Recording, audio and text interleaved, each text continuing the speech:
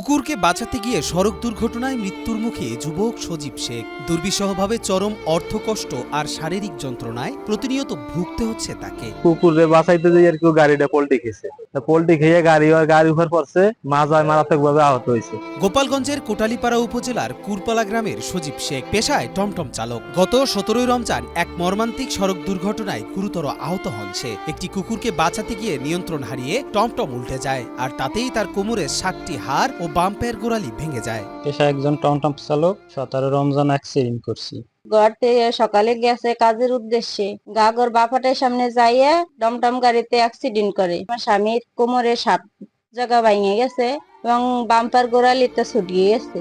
স্থানীয়রা তাকে উদ্ধার করে কোটালীপাড়া উপজেলা স্বাস্থ্য কমপ্লেক্সে নিয়ে যায়। সেখান থেকে উন্নত চিকিৎসার জন্য ঢাকায় স্থানান্তর করা হয়। ঢাকার একটি হাসপাতালে চিকিৎসাধীন অবস্থায় তার জটিল অস্ত্রোপচার করানো হয়। চিকিৎসা, অপারেশন ও আনুষঙ্গিক খরচে ব্যয় হয় প্রায় 7 লক্ষাধিক টাকা, যা আত্মীয় স্বজন ও শুভাকাঙ্ক্ষীদের সহায়তায় সংগ্রহ করতে হয়। এই অর্থের বড় অংশই ধার করে জোগাড় করতে হয়েছে পরিবারটিকে। তো করে অনেক টাকা চলে গেছে। মাসের কাছ থেকে দাগ দেনা হইয়া আনছি সুদে ব্যাজে।